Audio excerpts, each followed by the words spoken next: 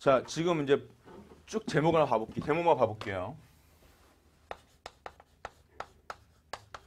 1장이 직류회로고 2장이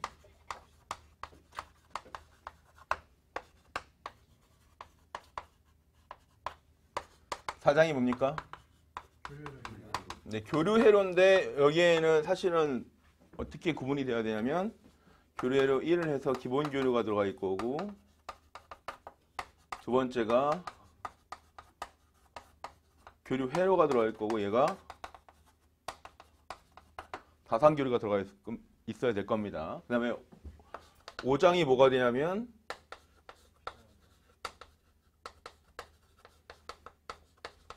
교류, 6장이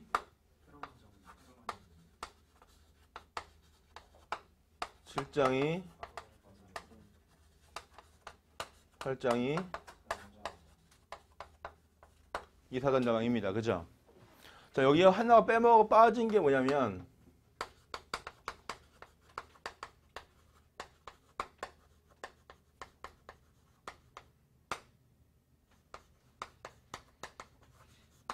전자람 속을 라플라스 변환이 빠졌습니다. 우리 특성화고에서는 이걸 할 필요도 없는 내용이었죠. 그죠? 여러분들 시험에서는 해야 됩니다.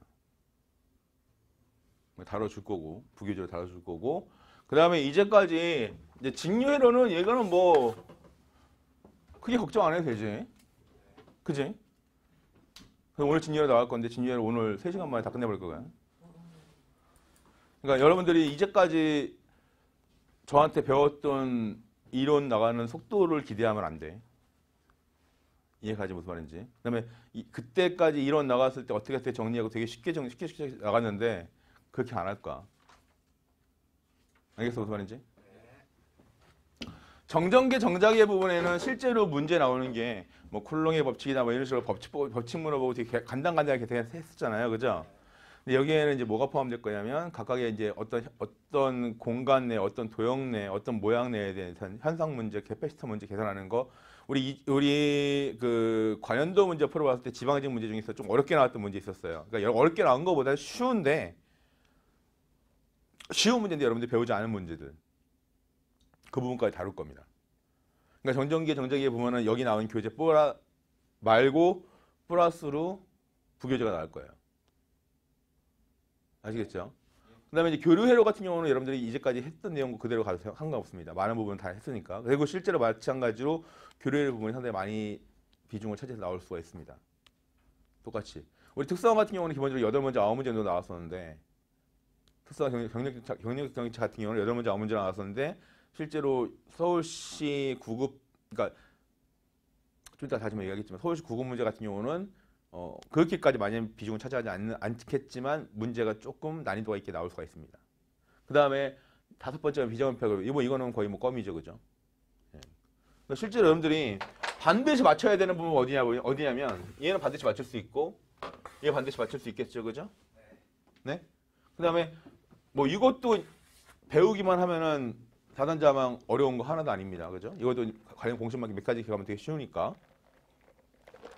그 다음에 이제 할 수 있는 부분이 정적의 정작의 부분인데 사실은 이 부분이 원래는 특성하고 문제 풀 때는 굉장히 쉬운 부분입니다. 문제가. 그죠? 근데 여기서 아마 여러분들이 굉장히 어렵게 풀 수도 있을 겁니다. 왜냐면 미적분을 통해서 풀 수도 있으니까. 근데 여러분들 제가 그 전 타임 때 계속 수업할 때마다 뭘 강조했었냐면은 그래서 원래 여러분들 개강하기 전에 우리 12월 달 오늘 개강하기 전에 저희 학원 전 타임 때 강의는 전부 다 뭐였어요? 전기 수학 강의를 했습니다. 전기 수학을. 그래서 만약에 부족하신 분들은 그거 보시면서 그거 뭐 제가 말씀을 드렸고 여러 달라고 할 테니까 그거 보시면서 자기가 딸리는 부분들 체크하셔갖고 미리미리 공부를 좀 하시는 게 좋을 것 같고, 그다음에 전기 수학 공부는 기본적으로 실제로 수학 문제 갖다 푼 게 아니라 전기에 나왔던 문제들을 다 통해서 전기 수학 교재를 따라 만들었습니다. 그러니까 여러분 교재를 아마 사야 될 거야 보려면. 자, 그다음에 교류회로 부분은 뭐 이거는 문제 자체가 하나씩 꼴려면 꼴 수 있는 문제. 하지만 기본 공식만 알면 웬만하면 다 풀 수 있는 문제입니다. 자, 근데 문제가 어디냐면 실제로 이 서울식 문제의 대부분은 얘네에서 당락에 좌우될 수가 있습니다. 회로학 문제를 엄청나게 꽈서 낸다든가.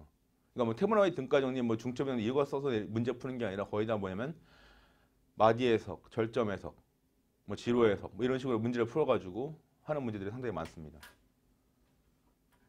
그래서 이런 관련된 문제들을 가지고 공부를 해야 되는 부분이 있고요. 그다음에 참 요게 문제인데 요 전달함수 라플라스 변환이 문제인데 기껏 나와 한 문제 두 문제 나올 거란 말이에요. 한 문제 두 문제 나오는데 얘는 관련된 변화 공식만 잘 외우면 충분히 풀 수 있습니다. 여러분들 2단자만 공부했을 때 2단자만 자체가 j2오메가가 람다로 변하고 람다가 s 변한다는 거 이거 공부했었죠. 그죠?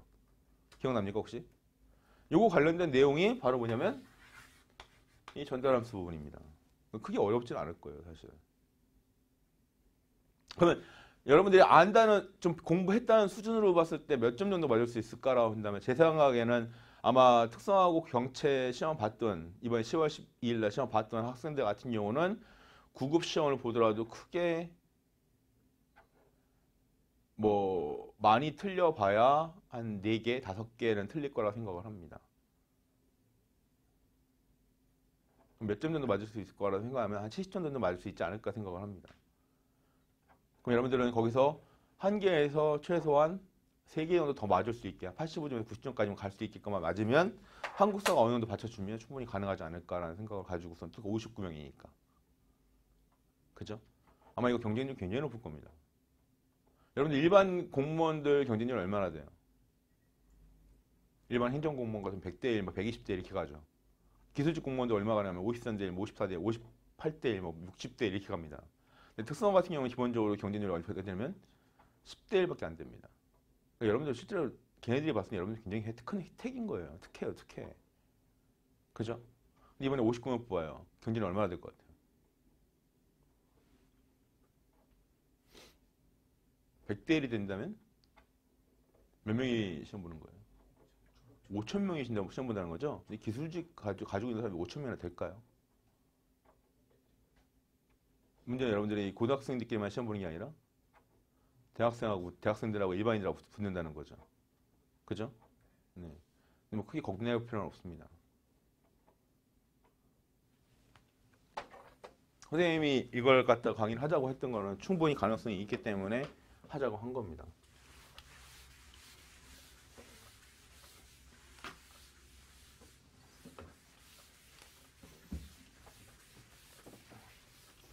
실제로 저희 이 커리큘럼 자체는 1월달, 12월달, 1월달은 이론 부분 나가면서 기본 문제 풀이로 나가고요. 2월달, 3월달 50일 동안에는 문제 풀이만 딜이 딸 겁니다. 50일 동안. 그래서 실제로 3개월 동안 푼 문제만 제대로 푼다면 여러분들이 시험 합격할 수 있도록 웬만큼 만들 겁니다. 그러니까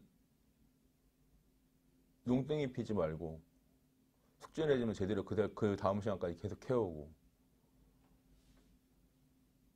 그것만 자신 있는 사람들만 저는 수업 들었으면 좋겠습니다. 그러니까 마음 단단히 먹고 해야 된다는 거죠. 롱텀으로 그러니까 우리 12월 뭐 경력경채 시험 보는 거는 솔직히 마음 여유 갖고 시험 봐도 충분히 가능해요. 시험 문제 난이도가 워낙 난이도가 낮으니까. 근데 이 부분은 난이도가 경력경채보다는 한 20%, 30% 높지 않을까 생각을 합니다. 그러니까 여러분들 일반적으로 지방직, 국가직 시험 보는 수준 정도.